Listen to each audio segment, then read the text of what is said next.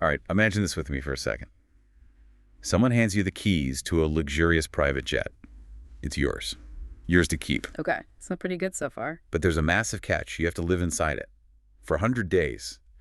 And if any part of your body so much as brushes the ground outside the plane, Let me guess, you lose it all? the entire thing, the Yep. jet, the dream, it's all gone. What would you do? Wow.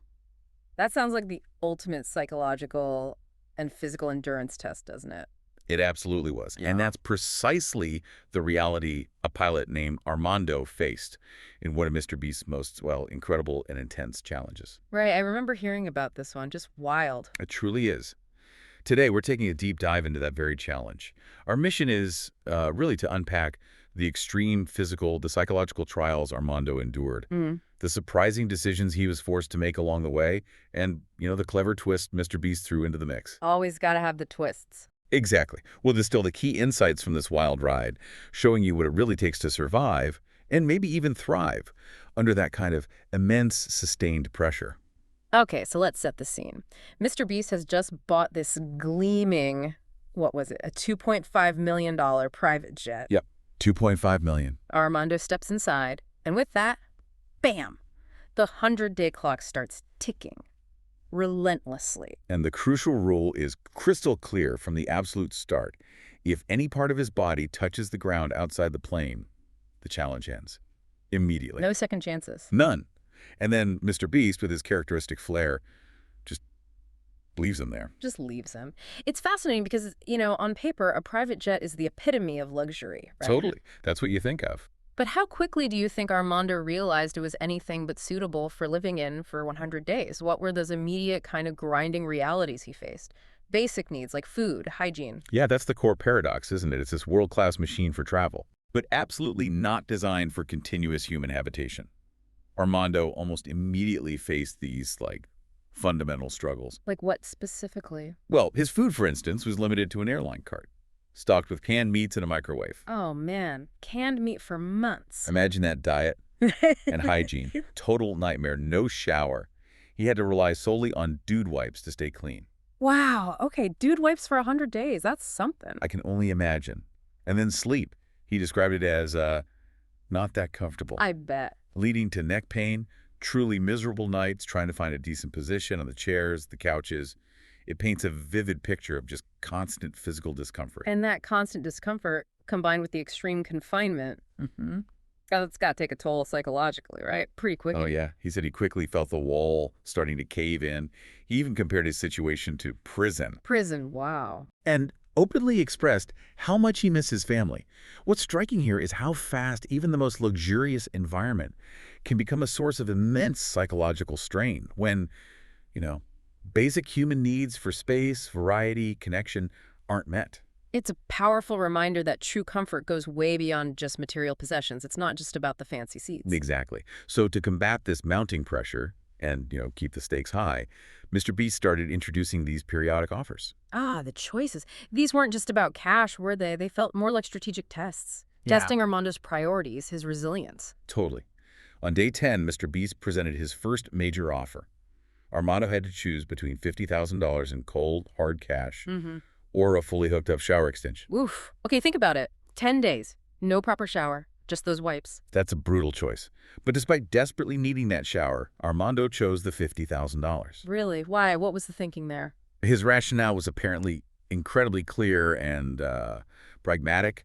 As a pilot, he aimed to become the highest paid winner in Mr. Beast's history. Ah, okay. So the long game. Right. The immediate financial gain, the security it offered, it just outweighed the immediate physical discomfort of not showering. It highlights how financial incentives can, well, at least initially, trump even really pressing physiological needs in a high-stakes game like this. And here's where his decision got really interesting. Kind of an unexpected consequence. Once he had the cash, he realized he had nowhere to store $50,000 in a tiny jet. Uh-huh. Yeah, where do you put 50 grand in cash on a plane? Right.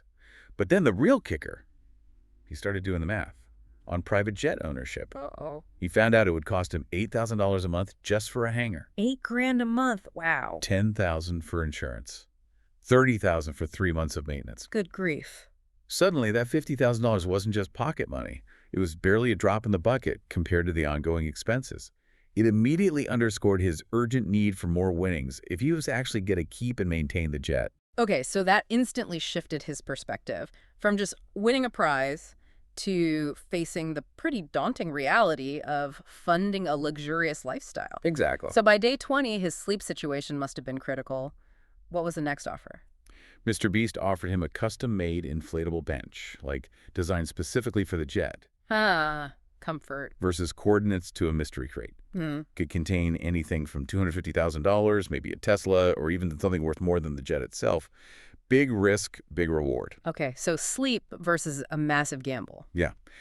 And after experiencing his first truly comfortable night on the plane, he even shared it with a cheesesteak sandwich, which honestly sounds like heaven after 20 days. I bet. Armando wisely prioritized sleep.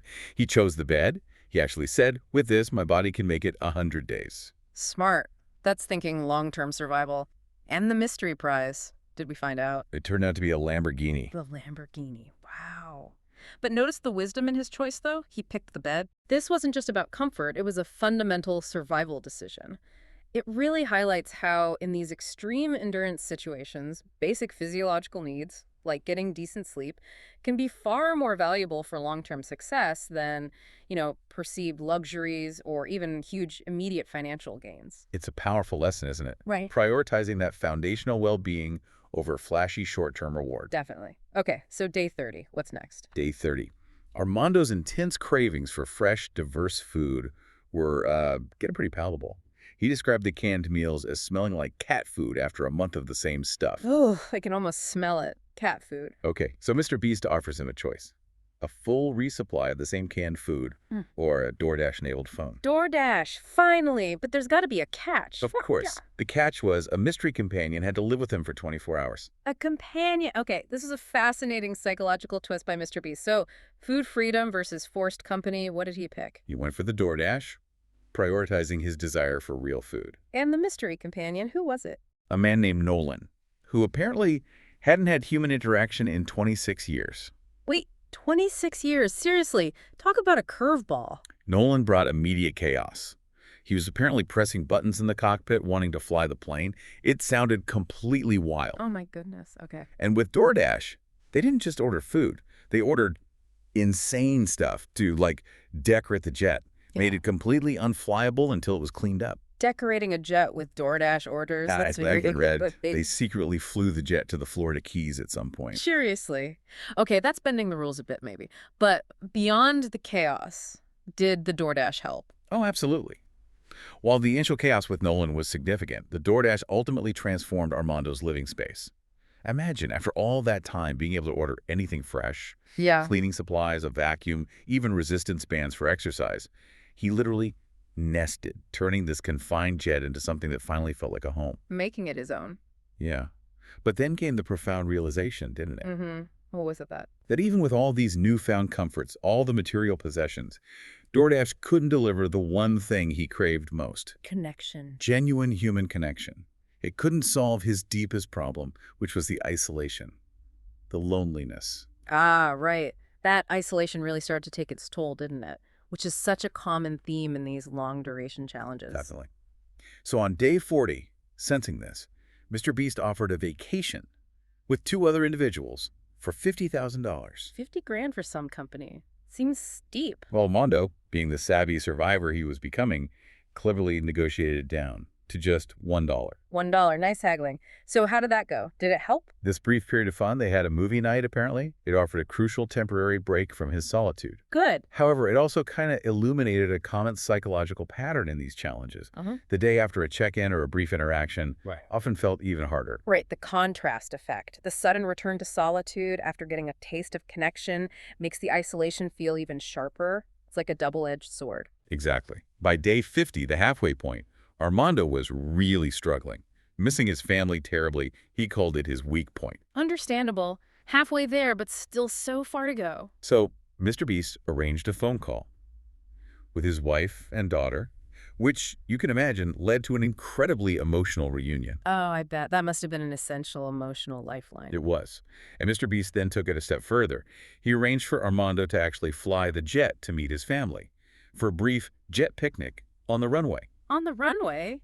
How did they manage the no touching the ground rule? Meticulously, apparently, ensuring no part of Armando's body actually touched the ground outside the plane. Wow, that visual contact, even briefly, must have provided a huge boost of energy. It definitely did, but it also meant the subsequent separation was perhaps even more difficult than before. Right, the high and the low. It powerfully demonstrates how vital that human connection is for maintaining mental and emotional strength, especially when you're pushing human limits like this. No kidding. Yeah. Then, day 60 rolled around, and the claustrophobia was becoming a serious issue.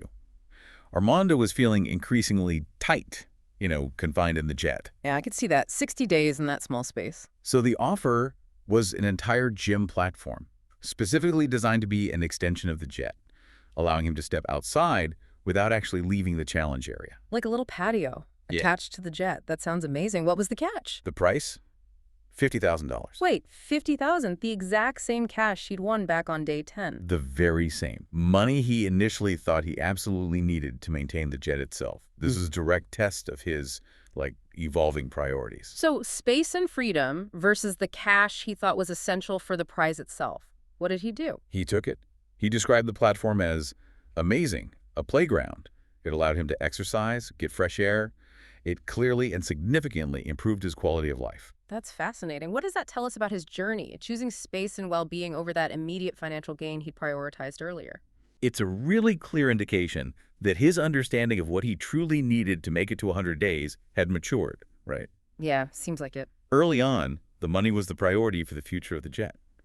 But by day 60, the pressing need for physical and psychological relief, for actual space, and the ability to move freely, it trumped that immediate financial security. It shows how personal priorities can shift dramatically when you're faced with sustained adversity, moving from focusing on external rewards to focusing on internal well-being. Well put. But then, during days 70 to 80, Mr. Beast surprisingly didn't check in for several days. Really, just silence. Yeah. This absence left Armando feeling forgotten, truly emphasizing that the profound isolation was maybe the biggest, most difficult challenge he faced overall. The silence can be worse than the active challenges sometimes. He found himself desperately longing for connection, just dreaming of flying the plane somewhere, anywhere. Which brings us to day 80. Only 20 days left. Mr. Beast must have had something big planned. Oh yeah. One more chance to win some serious cash, but with an incredibly intense challenge attached. Okay, what was it? This was the multi-city scavenger hunt. Armando had to fly the jet to 10 different airports across the country. 10 airports.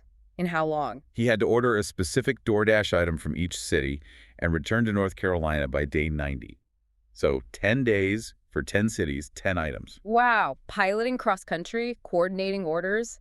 Yep. That's complex. What was the prize? Another $50,000. Okay, and that money was absolutely crucial, right? For him to actually afford to keep and fly the jet if he wanted. Exactly. The pressure was immense, and he faced real obstacles. Maintenance issues like low gear struts. Oh, that's serious. Problems with landing gear are no joke for a pilot. Makes landings and takeoffs incredibly risky. Definitely. And he also had unexpected weather diversions that cost him precious time, nearly jeopardizing the entire challenge. Man, the stress must have been off the charts. Did he make it? He did it.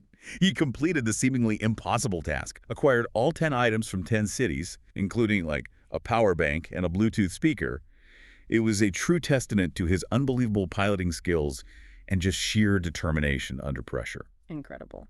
Which brings us to the grand finale. Day 100. Day 100. Armando was set to win the $2.5 million jet, plus all the money he'd accumulated.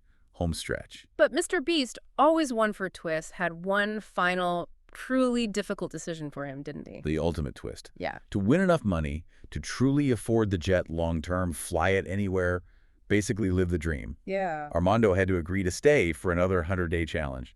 On the jet. Another 100 days? You're kidding. For how much extra? An additional $500,000. $500,000. Wow. Yeah. Okay, that's the ultimate comfort. Right.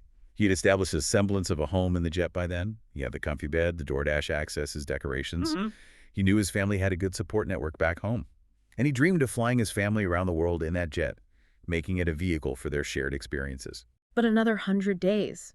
Another 100 days away from them, after everything he'd already been through. The isolation he struggled with so much. Exactly. The sacrifice he had already felt so deeply. So the climax arrives, day 100, 10 minutes left on the clock.